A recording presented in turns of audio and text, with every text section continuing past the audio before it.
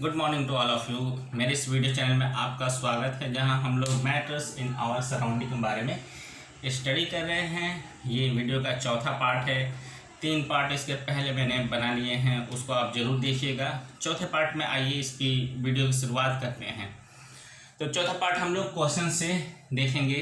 देखिए, इससे पहले दो क्वेश्चन को हमने सॉल्व कर लिया था। पहला क्वेश्चन था कि डेंसिटी के आधार पे चीज़ों को वर्गीकृत करना, ठीक है, यानी उनको इंक्रीजिंग ऑर्डर या डिक्रीजिंग ऑर्डर में बनाना। दूसरा था टेबुलेटेड फॉर्म में सॉलिड, लिक्विड और गैस की स्टडी करना, जो कि इससे पहले वाले यानी पार्ट 3 में हम लोग देख चुके हैं। नेक्स्ट क्वेश्चन है कुछ टर्म्स है, जैसे रिजिडिटी है। पहला टर्म मैंने यहाँ पे लिखा हुआ है रिजिडिटी, कॉम्प्रेसिबिलिटी,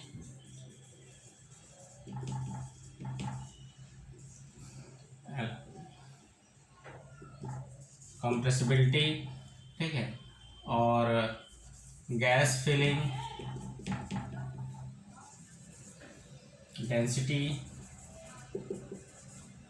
काइनेटिक एनर्जी और शेप के बारे में स्टडी करना, इनको डिस्क्राइब करना। तो देखिए, रिजिडिटी टर्म्स होता है सॉलिड के लिए, ठीक है। सॉलिड जितने भी सॉलिड होते हैं वो अपने फॉर्म को डिफॉर्म नहीं होने देते हैं। तो डिफॉर्मेशन का रजिस्ट करना, उनका रोक करना ही रिजिडिटी कहलाता है, ठीक है। रजिस्ट डिफॉर्मेशन, ठीक है। डिफॉर्मेशन यानी अपने आकृति को चेंज न होने देने की प्रवृत्ति ही रिजिडिटी कहलाता है। हर एक सॉलिड में ये प्रवृत्ति पाया जाता है। सॉलिड का शेप, वॉल्यूम डिफिनिट रहता है, जिसके कारण ये अपने आकृति को, जैसे कि ये सॉलिड है, इसको हम लोग कितना भी कंप्रेस करें या उसको मोड़े, लेकिन ये जल्दी से मुड़ेगा नहीं, ठीक है। तो ये जो प्रवृत्ति होती है उनकी, वो रिजिडिटी कहलाता है। कॉम्प्रेसिबिलिटी क्या होता है? कॉम्प्रेसिबिलिटी भी इसी तरह है, किसी चीज़ को दबाना, ठीक है। डिक्रीजिंग इन थिकनेस,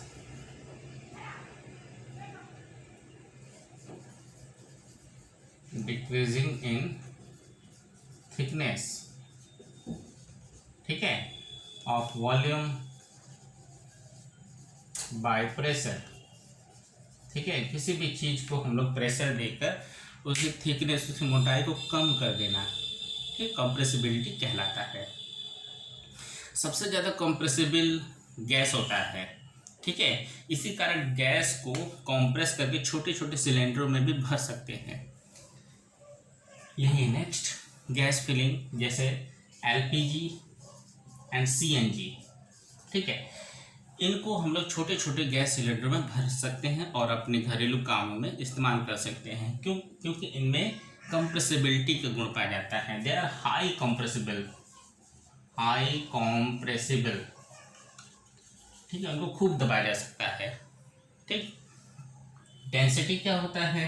डेंसिटी जिसको कि हम लोग रो से या फिर डी से, कैपिटल डी से डिनोट करते हैं, क्या होता है? एम बाई भी, मास अपॉन वॉल्यूम, यानी पर यूनिट मास पर यूनिट वॉल्यूम,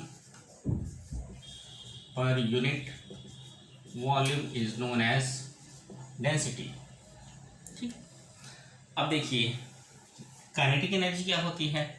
काइनेटिक एनर्जी, जो भी एनर्जी रहेगा, ठीक है, due to motion, energy due to motion is known as the kinetic energy, due to motion. इसका फार्मूला भी हम लोग बता चुके हैं, यहाँ भी हम लिख देते हैं, E के इक्वल टू 1/2 mv², ठीक है। ये काइनेटिक एनर्जी का फार्मूला होता है। इसके अलावा पोटेंशियल एनर्जी भी रहती है। तो पोटेंशियल एनर्जी किसी भी वस्तु के उसकी स्थिति के कारण होती है, और ये काइनेटिक एनर्जी, ठीक, काइनेटिक यानी गतिज ऊर्जा जो है, किसी भी वस्तु की गति के कारण उसमें जो ऊर्जा होती है वो काइनेटिक एनर्जी कहलाता है। शेप क्या होता है? शेप कोई भी आउटर डायग्राम, ठीक है,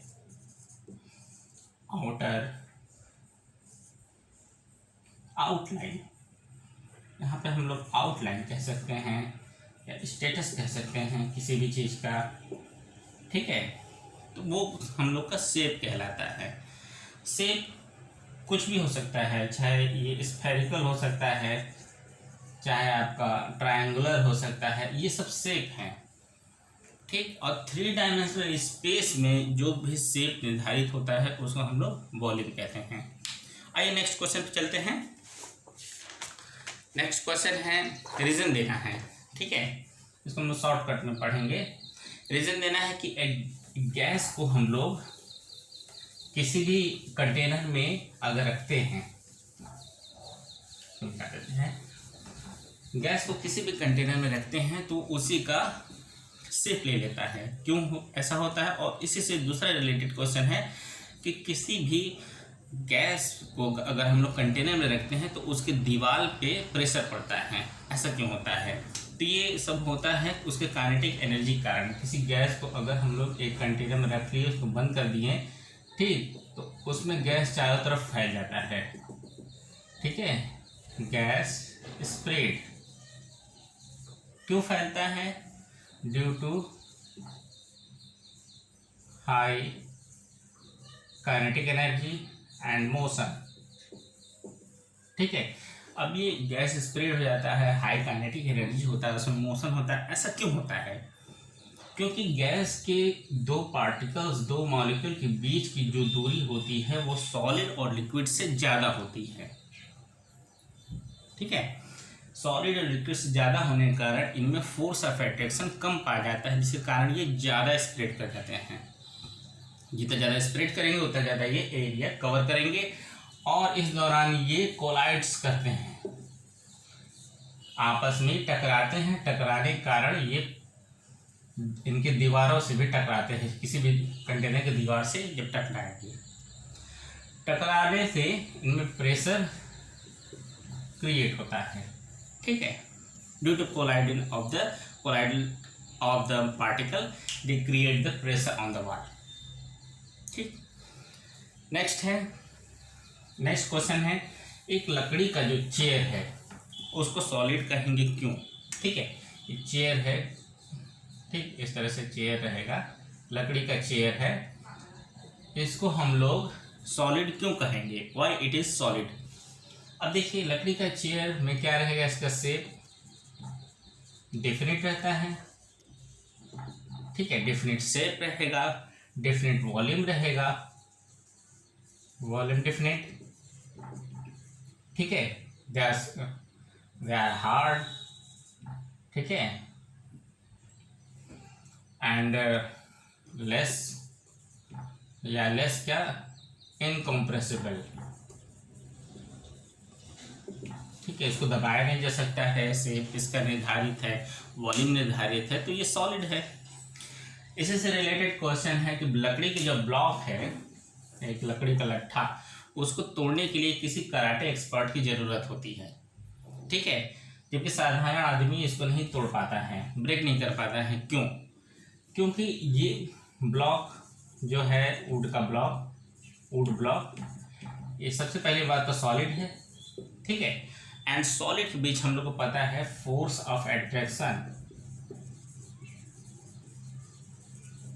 ज़्यादा होता है, ठीक है, ये बहुत ज़्यादा होता है, इनको तोड़ने के लिए ज़्यादा पावर की ज़रूरत पड़ती है, मोर फोर्स टू ब्रेक, ठीक है। और ये मोर फोर्स जो है वो एक कराटे एक्सपर्ट में ही आ सकता है, क्योंकि वो उन्हें टेक्निक पता होता है किस तरह से, कितना स्पीड से हमें इसे तोड़े कि लकड़ी का जो टुकड़ा है वो 2 भागों में टूट जाएगा।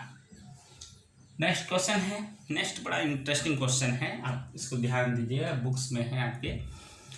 बर्फ़ का एक कोई भी टुकड़ा है, वो उसको पानी में डाले तो तैरता रहता है, और हम लोग जानते हैं कि बर्फ़ एक सॉलिड है, आइस एक सॉलिड है, और सॉलिड जो है लिक्विड में डूब जाता है, लेकिन बर्फ़ का टुकड़ा वो तैरता रहता है, कैसे? ठीक है, अब देखिए, बर्फ़ का कोई भी टुकड़ा रहेगा, अगर हम लोग कितना बड़ा से बड़ा भी ले ले, वो वाटर में, ठीक है, डूबता नहीं है, वो तैरते रहता है। क्यों ऐसा होता है? इसकी डेंसिटी तो ज़्यादा होती है, इसकी डेंसिटी कम होती है लिक्विड की। एज ए रूल कि भाई सॉलिड की डेंसिटी ज़्यादा होगी, लिक्विड की कम होगी। अब यहाँ पे देखते हैं, जब आइस बनता है, वाटर मॉलिक्यूल इस तरह से रहते हैं, ठीक है, ये आपका ऑक्सीजन रहेगा और ये हाइड्रोजन रहेंगे दो। ठीक, जब वाटर मॉलिक्यूल्स, ठीक है, वाटर का फॉर्मेशन करते हैं इस तरह से, तो उनके बीच हाइड्रोजन बॉन्ड बन जाता है ऑक्सीजन और हाइड्रोजन के बीच। ठीक है, दो वाटर मॉलिक्यूल, एक वाटर मॉलिक्यूल और दूसरा वाटर मॉलिक्यूल, दोनों के बीच हाइड्रोजन बॉन्ड बन जाता है। ठीक है, ये हाइड्रोजन बॉन्ड वीक होता है जिसके कारण ये एक दूसरे पर सरकते रहते हैं और लिक्विड का फॉर्मेशन करते हैं। लेकिन अगर टेम्परेचर कम कर दिया जाए तो ये सॉलिडिफाई हो जाते हैं। ठीक है, दे मेक द बॉन्ड। जो भी वाटर मॉलिक्यूल है इस तरह से जब कभी भी बनाएगा बॉन्ड, ठीक, तो उनके बीच जो भी फोर्स ऑफ अट्रैक्शन है वो सॉलिड हो जाएगा। ठीक, अब देखिए एक एक चीज़ों को हम लोग समझते चलते हैं यहाँ पे। अब इस तरह से ये बॉन्ड बना के एक क्रिस्टल का फॉर्मेशन करते हैं और इस क्रिस्टल को हम लोग आइस क्रिस्टल कहते हैं। Ice crystal during solidification. तो वाटर जब सॉलिडिफाई होता है तो आइस क्रिस्टल का फॉर्मेशन करता है और during ice crystal formation there is a space.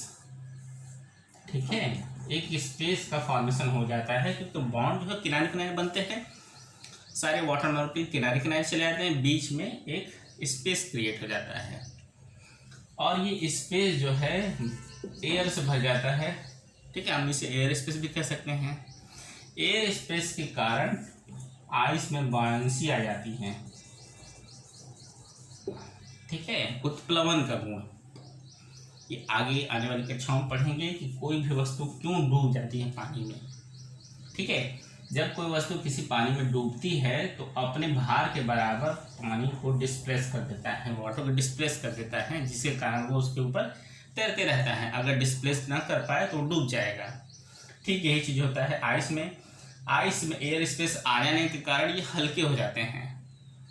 ठीक है, हल्के होने के कारण जितना ये पानी हटाते हैं उसके भार से कम ही रहता है, बाहर से ज़्यादा रहता है, जिसके कारण ये तैरते रहते हैं।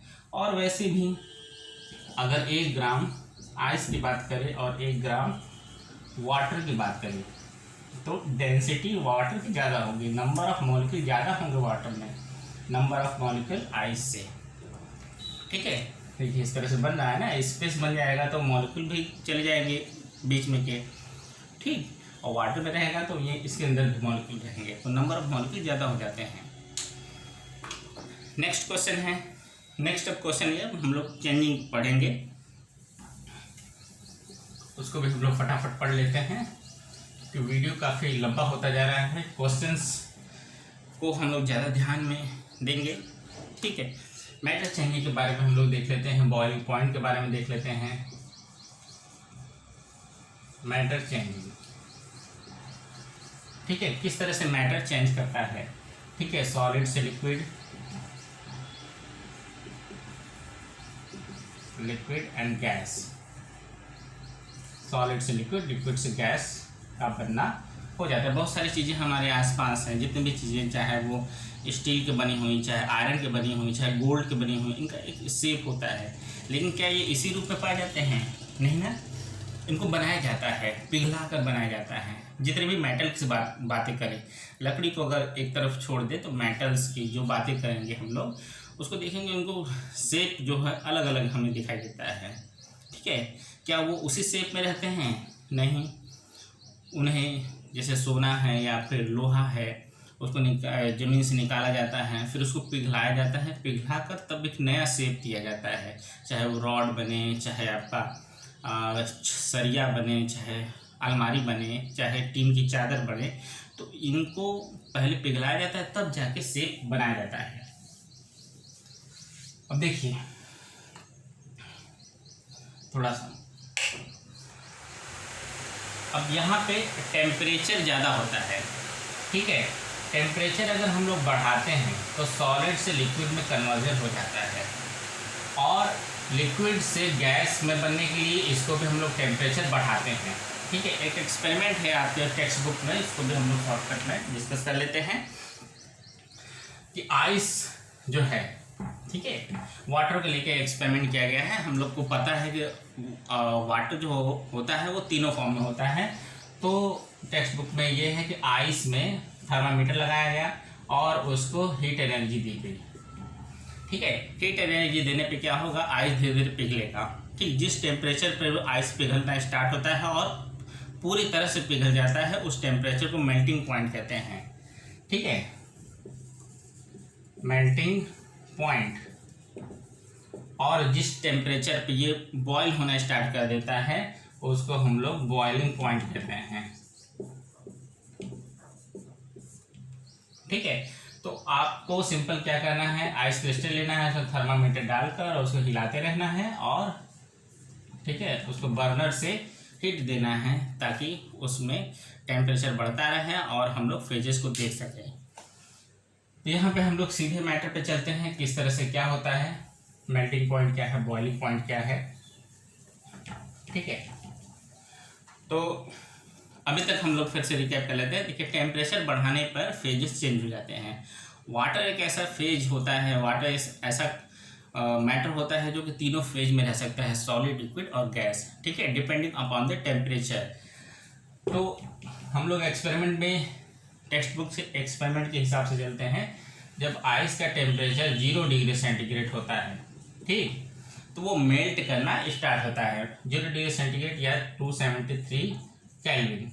ठीक है, इस टेम्परेचर पर आइस मेल्ट करने लगता है, आइस जो है वो लिक्विड में बदलने लगता है। ठीक है, और 0 डिग्री सेंटीग्रेड पर ठीक है हम देखते हैं जब तक कि हमारा पूरा का पूरा आइस सपोज 150 ग्राम है, 150 ग्राम आइस 150 ग्राम लिक्विड में न बदल जाए यानी वाटर में न बदल जाए, ठीक, तब तक इसका टेम्परेचर वेरी नहीं करता है, 0 डिग्री सेंटीग्रेड ही रहता है। ठीक है, जब पूरी तरह से वाटर बन जाएगा तब टेम्परेचर बढ़ेगा। तो इस टेम्परेचर पर होता क्या है, ठीक, जितने भी हीट एनर्जी दी जाती है इस आइस के बॉन्ड को ब्रेक करने में खर्च हो जाती है। ठीक है, इनको बॉन्ड को ब्रेक करने में खर्च हो जाती है, तभी जाके ये वाटर का फॉर्मेशन करता है। ठीक, तो जो एनर्जी बॉन्ड ब्रेकिंग में खर्च होती है, energy used in bond breaking is known as latent energy. Latent heat कह सकते हैं, हीट एक एनर्जी है, लेटेंट हीट। ठीक, अब यहाँ पे ध्यान दीजिएगा, लेटेंट हीट, ठीक, बॉन्ड को ब्रेक करने में जो एनर्जी खर्च होती है उसको लेटेंट हीट कहते हैं। अगर सॉलिड से लिक्विड में कन्वर्जन हो रहा है तो जो लेटेंट हीट रहेगा उसको हम लोग कहेंगे लेटेंट हीट ऑफ फ्यूजन या latent heat of melting point. ठीक, अब और ज़्यादा टेम्परेचर बढ़ता है। ठीक है, टेम्परेचर जितना ज़्यादा टेम्परेचर बढ़ेगा मॉलिक्यूल के बीच में काइनेटिक एनर्जी उतनी बढ़ेगी। ठीक है, यहाँ पे हम लोग एक और चीज़ समझ लेते हैं, उसको समझते हुए चलते हैं हीट और टेम्परेचर के बारे में। अक्सर लोग कहते हैं भाई हीट और टेम्परेचर एक ही चीज़ है। हीट क्या है, ये थर्मल एनर्जी है, थर्मल एनर्जी। ठीक है, ट्रांसफर बिटवीन द पार्टिकल के बीच में अगर थर्मल एनर्जी का ट्रांसफर हो रहा है तो वो हीट कहलाता है। और ये क्या है, this is the degree of kinetic energy. ठीक है, ये मॉलिक्यूल के गति पे डिपेंड करता है। ठीक है, जितना ज्यादा गति करेंगे मॉलिक्यूल टेम्परेचर उतना ही राइज होगा। अब देखिए आपको बात समझ में आ रही होगी, जब सॉलिड के मॉलिक्यूल यहाँ एकदम चिपके हुए हैं, ठीक है, और इसको हम लोग हीट देना स्टार्ट करते हैं 0 डिग्री पर, ये मेल्ट करना स्टार्ट होता है। हर एक मैटर्स का अलग अलग अपना मेल्टिंग पॉइंट होता है, हम लोग आइस को लेकर चल रहे हैं। 0 डिग्री पर ये मेल्ट करना स्टार्ट होता है तो इसके मॉलिक्यूल में, ठीक है, इनके बॉन्ड ब्रेक होने लगते हैं। बॉन्ड ब्रेक होकर अलग अलग होने लगते हैं, उनमें गति आने लगती है। ठीक है, लेकिन गति आने की बात नहीं है, गति है पूरे बल्क में। जितना हम लोग मॉलिक्यूल लेते हैं, जितना कंपाउंड लेते हैं, जितनी मात्रा में, वो पूरा का पूरा लिक्विड में कन्वर्जन हो जाए और उनमें सब के सब पार्टिकल अलग अलग हो जाए और मूव करने लगे। जब तक मूव नहीं करेंगे टेम्परेचर राइज नहीं करेगा। ठीक है, तो टेम्परेचर एक तरह का काइनेटिक एनर्जी का डिग्री होता है।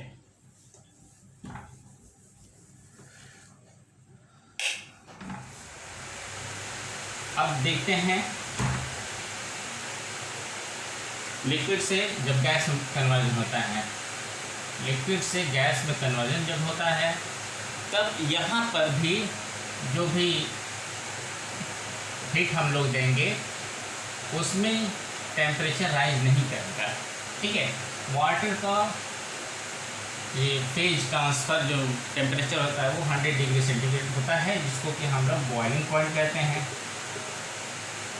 इस टेम्परेचर पे वाटर जो है बॉयल होने लगता है, बॉयल होना स्टार्ट होता है, पूरी तरह से बॉयल हो जाता है। अगर 100 डिग्री टेम्परेचर उसको स्थिर कर दें तो पूरा जितना भी वाटर लेंगे सब का सब बॉयल होकर उड़ जाएगा। ठीक है, तो इस 100 डिग्री सेंटीग्रेड पर भी हम लोग दो फेज देखेंगे, लिक्विड और गैस। वहाँ पे 0 डिग्री पे देखे थे सॉलिड और लिक्विड, 100 डिग्री पे देखेंगे लिक्विड और गैस। इनके बीच काइनेटिक एनर्जी और ज़्यादा बढ़ने लगती है, जिसके कारण टेम्परेचर राइज होने लगेगा। ठीक है, लेकिन जब तक कि पूरा का पूरा लिक्विड जो गैस में कन्वर्ट न हो जाए, ठीक है, जब तक पूरा नहीं हो जाता तब तक टेम्परेचर राइज नहीं होता है। और पूरा होने के लिए जो भी एनर्जी ज़रूरत होती है उसको कहते हैं लेटेंट हीट ऑफ वेपोराइजेशन।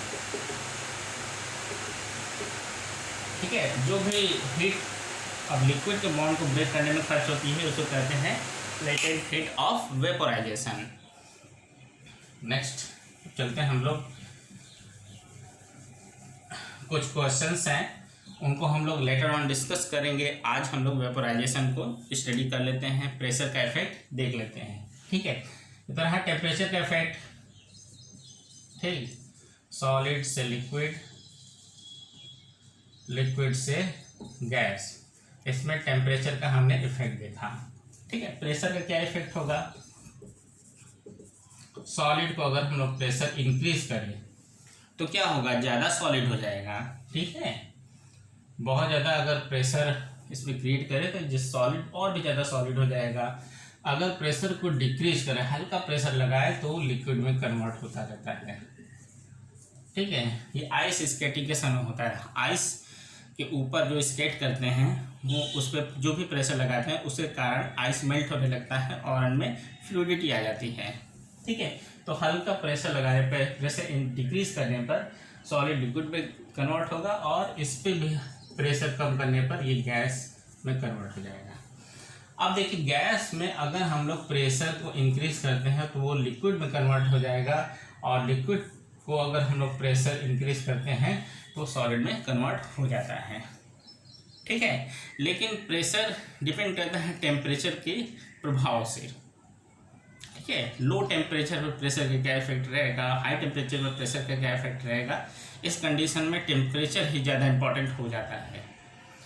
ठीक है, अब देखिए कुछ ऐसे भी चीज़ें हैं जो कि डायरेक्ट सॉलिड से गैस में कन्वर्ट हो जाती हैं, उसको हम लोग कहते हैं सब्लिमेट। ठीक है, जो डायरेक्ट सॉलिड से लिक्विड में, सॉलिड से गैस में कन्वर्ट हो जाए उसको कहते हैं सब्लिमेट। जैसे कि कैम्फर होता है, NH4Cl होता है, ठीक है, नौसादर जिसको कहते हैं, और क्या होता है, आयोडीन होता है। ठीक, और क्या होते हैं, ठीक है, ये हमें कमेंट करके आप बताइएगा। तो इसके अलावा आपके नेफ्थलीन भी होते हैं, नेफ्थलीन। ठीक है, सॉलिड कार्बन डाइऑक्साइड जिसको कि ड्राई आइस भी कहते हैं, ड्राई आइस। ठीक, तो ये सब सप्लीमेंट हैं जो कि डायरेक्ट सॉलिड से गैस में कन्वर्ट हो जाते हैं। ठीक है, लिक्विड में बिना गए हुए। नेक्स्ट अब इस पे चलते हैं हम लोग वेपराइजेशन पे।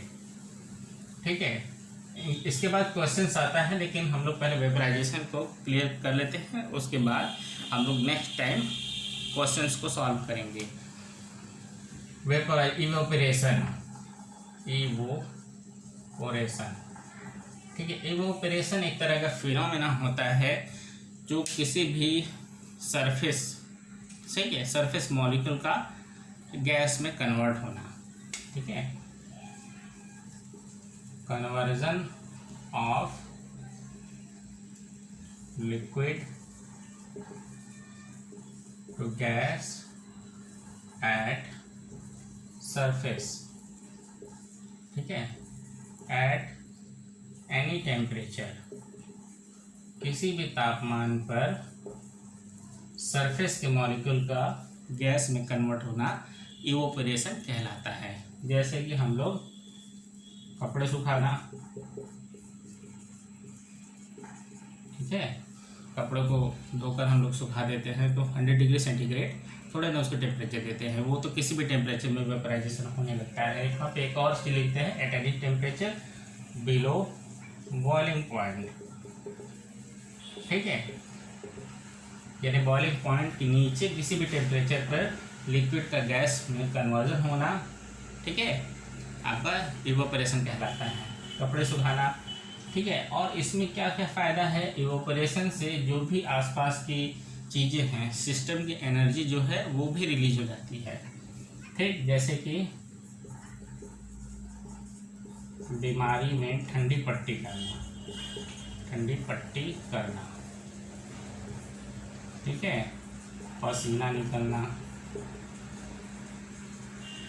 इससे क्या होता है, जो भी सरफेस के वाटर मॉलिक्यूल है जब ये वेपराइज होते हैं यानी वेपर के फॉर्म में बनते हैं, तो आसपास की जो भी एनर्जी है, ठीक है, उसकी हीट एनर्जी है होती है, उसको भी अपने साथ उड़ाकर बाहर कर लेते हैं और सरफेस को ठंडा कर देते हैं, ठीक है। जैसे कोई भी अल्कोहल या फिर एसीटोन हम लोग हथेली पर रखेंगे तो वो तुरंत वेपराइज होता है और हमें हथेली पर ठंडक महसूस होगा, ठीक है।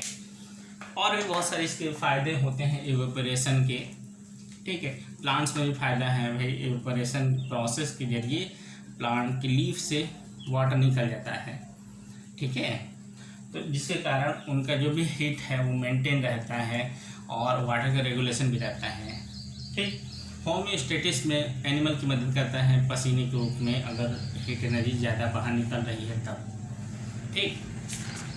अब मेरे ख्याल से यहाँ पे ये चैप्टर ख़त्म हो जाता है और इस पर फैक्टर्स हैं, एक दो फैक्टर्स हैं, उसको हम लोग देख लेते हैं। इवेपोरेशन के कौन कौन से फैक्टर हैं जो इसको इफ़ेक्ट करते हैं। तो सबसे पहला है फैक्टर सरफेस एरिया,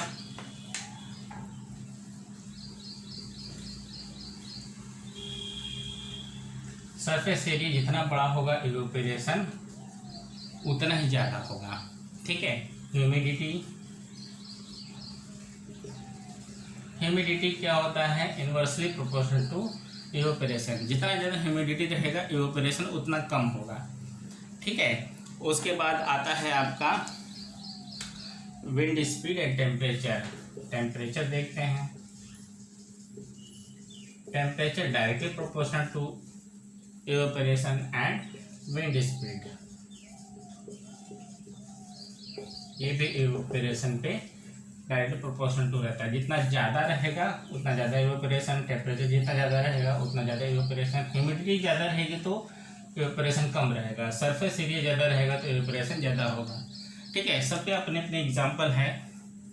पहला है सरफेस एरिया का, जिसपे कि हम लोग कपड़े को अगर धोकर और उसको ऐसे ही रख दें और एक दूसरे कपड़े को धोकर उसको अच्छे से फैला कर रखें तो कौन जल्दी सूखेगा, जो फैला हुआ है यानी सरफेस एरिया बड़े होने पर इवेपोरेशन ज़्यादा होगा, ठीक है। इस पर एक्सपेरिमेंट भी हैं आपके टेक्स्ट बुक में, तो अलग अलग जैसे टेस्ट ट्यूब में वाटर ले लिया, प्लेट में वाटर ले लिया और उसको अलग अलग जगहों पे हम लोग रख देते हैं, उसमें टाइमिंग देखते हैं कितना इवेपोरेशन का टाइमिंग हो रहा है, कितने दिनों में कितने घंटे में इवेपोरेट हो जा रहा है वाटर, ठीक है। या अलग अलग मौसम में भी हम लोग ये सब प्रैक्टिकल कर सकते हैं कि भाई बरसात के दिनों में कितना तेज़ इवेपोरेशन होता है, गर्मी में कितना तेज़ होता है और ठंडी में कितना तेज़ होता है।